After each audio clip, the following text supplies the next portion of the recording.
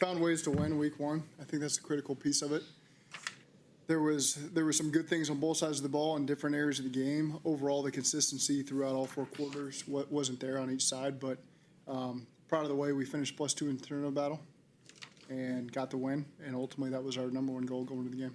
Injury-wise, Lucas Patrick, how do you know? Yeah, Lucas Patrick will be a couple weeks, so we'll make some decisions there. Other than that, everyone came out pretty clean. Zach, how much when he went out of the game did it affect the running game, you think? I don't think that was the reason why. I thought he played well when he was in there. I thought Dalton did well in the run game when he was in there as well. So that's not a one-for-one correlation there on why second half was as good. That was overall a unit thing. That was a coaching thing. That was everybody involved in the offense thing. Was Lucas dealing with a calf injury throughout camp? We saw him with the sleeve. Was he dealing with something? Is that something you've been managing? There was a couple things he was dealing with in camp. What stood out most to you about what you saw from the defense after you rewatched the tape? Just the way that they finished the game on those last 5 possessions. You just look at, one thing we've talked about is the get back on tracks. There were some times early in the game we got them into a second 10, second 11 where we want them, and they were able to convert them. At the end of the game, when you look at every situation we were in that way, second 8, 9, 10, 11, 12, we won the next down, and so I think our guys just did a great job finishing the game, closing it out, getting the 2 turnovers, getting the turnover on downs on the 4th and 5. Just a lot of really good stuff to close out the game from our defense. When you and Joe look at a game like that, when you and Joe Burrow look at a game like that, where do you start to have conversations about what to improve, or do you look at What's third down? I mean, it's extremely simple. I think the first half we had 23 first and second down plays outside of third down on 3 possessions. In the second half, we had 12 first and second downs because of our lack of third down conversion. So it's as simple as we got to convert a 3rd and 2, we got to convert a 3rd and 4, we got to convert a 3rd and 1 to be able to get into a rhythm where we've got that first down, and now we got more normal down plays to keep them off guard. When you're just 3 and out because you're not converting third downs, they're just teeing off, and they've got all the momentum, and we just needed to convert on 1 to give ourselves some rhythm, momentum. Aren't able to do that. That happens sometimes. We don't want it to happen, but those are easy things for us to be better at moving forward. Offensively, just feel like there were some deep shots to Joe to Jamari that just were close, but they just didn't hit. That's the deep game in general. When you're going to face man coverage against a good team that's going to be able to rush you, then that's going to happen. I would take that call back. We called a go route versus a soft corner. There's a couple plays you always want back as a play caller. That's probably one of them right there. You guys signed TJ Slayton this offseason with the idea of let's be better stopping the run, and it starts there. First game, obviously, you guys did that really well. What impact did you see him specifically have for you guys out there? A big one. I thought TJ really played well. On every snap he was in there, he was physical in the run game, physical at the point of attack, made some hay in the pass game as well, and got some pressures back there. So overall, I thought he had great energy throughout the game. In addition to him, I thought BJ responded really well. I thought really, everybody, guy that went in there in the interior for us gave us what we needed to be able to win that game. It seemed like it freed up the linebackers a lot. That's the idea, right? I mean, with D Knight behind him, Yes. What did you think about his debut playing off of that what was happening in front of him? There was a lot of really good plays from D Knight, and I thought he played poised. It doesn't mean there's things that we can't correct in there. But again, I thought we got enough over there from all those guys. They played together. They communicated well. They kept the middle errors at a minimum, got the turnovers. The penalties were all, there was some DPIs and illegal contacts. That's part of playing a tight game like that. But in terms of things we can control, I thought we did a great job of that. Zach, the decision in preseason that you and Al took to not show your full hand, so to speak, in terms of defensive looks, did you see a tangible benefit from that yesterday? Yeah, I think just those guys getting out and playing, whether it was good or bad, playing out there, all 11 guys. And I thought they came out and played well. That first drive was, in a lot of ways, there's some good things. The penalties extended the drive. But they were able to find ways to get the stops, and just the penalties pushed it along. But, again, I was proud of the way overall that they found a way to buckle down and get the win, especially in the second half. What do you think the lifespan is for holding back in preseason and not The first training camp. That's it. Okay. Yeah. You rotated some at corner, and at least looked like it was the same at linebacker. Was that the plan? Yeah. Yeah, well, DJ Turner, has earned opportunity. And so he went in there and played well and continued to earn opportunity. And so I think when you've got a lot of starting corners, those guys are going to continue to earn playing time, and you got to be flexible with how it's going to go. I think at the linebacker position as well, Warren has earned opportunity. Barrett went in there when Logan had the ding up, at the, I can't remember what part of the game that was, and walked out there and first rep showed great command.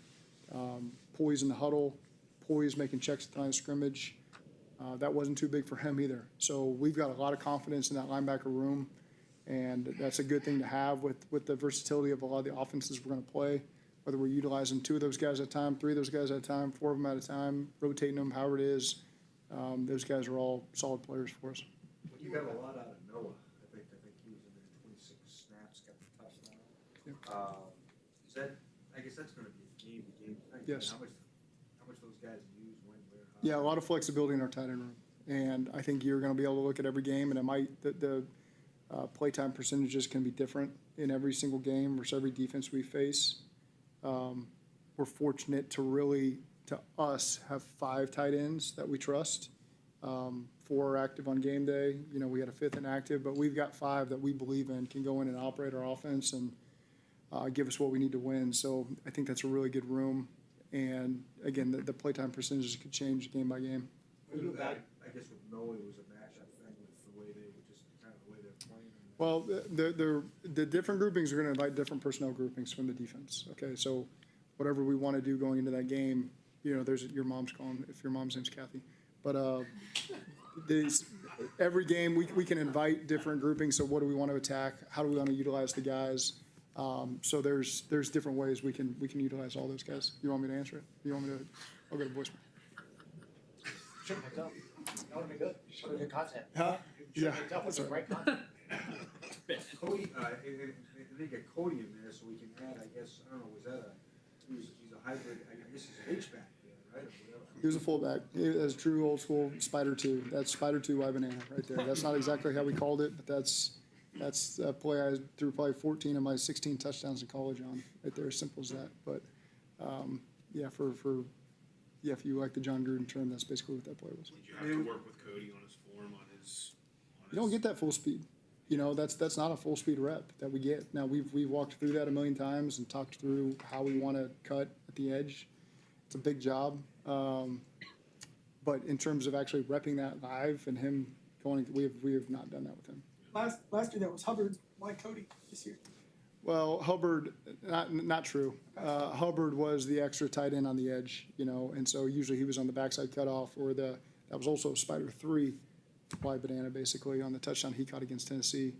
But there's different, it depends on your active list in the game. Sometimes you don't have enough active tight ends that fit those roles. Sometimes you don't have an active lineman you necessarily wanted to use. Sam was the body type we happened to use at the end of last season. So that kind of depends. There is an extra spot in your goal line package oftentimes that is going to be based on the roster and who's available to you.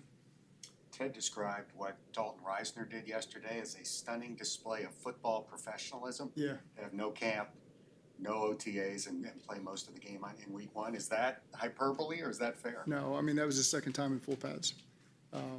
Thursday's practice, Sunday's game, that's difficult, and it's the above the neck stuff he's got, the experience he's got. He obviously did a great job staying in shape to where he was ready to go, and I thought he did a great job getting through the game, and it was durable, and conditioning was fine.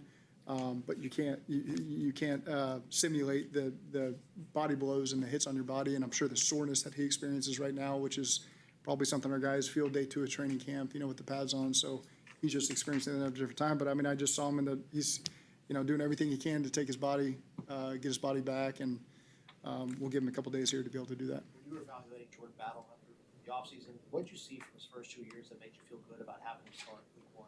But he's got leadership capabilities that stems from his high school days at St. Thomas all the way to Bama to now. You're really seeing that. He's got the ability to lead and his voice be heard. He's a smart player. You're going to get everything from him on every play. I thought one of the 2 of the plays that stuck out for me, there was a goal line play where his man motioned across and he had to motion and fit up and allow Logan to come through and make the play on the third and goal play. And then there was another one where they got a decent gain, but he came out of the post to make an open field tackle. You know, it took kind of 2 attempts there to get the back on the ground, but great job not freezing in the moment and not letting up and running through the tackle and getting the ball carrier on the ground. And so I think Jordan's playing with a lot of confidence right now, and that's the type of player we want him to be, and we saw that yesterday from him. Given how collectively young that secondary still kind of is, how important was it for them to have a couple of big plays at the start of the season? It's great for them. I don't look at them as young. I feel like these guys, you know, when guys have 3-4 years of experience, that's not young anymore for me. Young is first and second year, not a lot of games on the belt. This is becoming a veteran group for us, where these guys, you know, Dax and Cam and DJ, Jordan, Gino, those guys have played a lot of games, and so we have really high expectations for them. Fig hasn't played as much, but we still have high expectations from him. He's come in and acted like a veteran, so I don't look at it as a young group, and so my expectation is that they're going to make plays for us, and they did that yesterday. And when you're grading a game like yesterday or going over it with Joe, how much do you look at the fact that he didn't force the ball into areas and didn't commit a turnover yesterday? The big reason you guys were able to win. I mean, that's the critical part of week one is no turnovers, getting 2 on defense, look at the scoreboard, that's going to be the winning team. And so for Joe to make great decisions in terms of where the ball's going, protect the ball in the pocket when things get rough, for all of our guys to protect the ball when they're in the open field, that's the difference in the game yesterday. What did the tape show you of Dylan and Shamar? Good things. You know, there's good things to continue to build on. There are things that we will correct as the season goes on. I told the team after the game that week 1 team is not going to be our week 2 team or our week 6 team. We're going to have to continue to improve as we go. But we have the right people that correct their mistakes. And so I know we get a better version of everybody as we move forward. Is it kind of a weight off your shoulders to kind of dispel that week 1 slow start narrative? No, it has nothing to do with that. It's just all the anxieties that come with week 1 in general. You know, I think it's its own unique week. There's so much buildup from the offseason to that moment. The unexpected of what are they going to do? What challenges are they going to present that they've been hiding from us all offseason? And so just collectively as a team to find a way to win at times a gross game. Defensively, it was a beautiful game there at the end. Those last 5 possessions, that's what you want. But just that's all we needed was 1-0 and put ourselves in best before. We said the league did us a huge favor, putting us in a divisional road game week 1 because coming out of that 1-0, that's the best case scenario of any game you could have played. And so our guys accepted that challenge and figured out a way to get it done. How closely does yards allowed per carry correlate to winning? I think for our style of football, we want to play as a team. When you can eliminate the run game, knock down the explosives, and allow our offense to put pressure on teams, then that's going to be a good recipe for winning. I know we as an offense didn't support that in the second half, and we as a defense did that part. And so there's going to be times where different parts of the team is going to lean on the other unit. That's going to happen. That's over a 17-game season. That's what's going to happen. When we put it all together, we feel like we're going to be pretty deadly, and I'm excited to look forward to playing together this week and doing our best to get that done.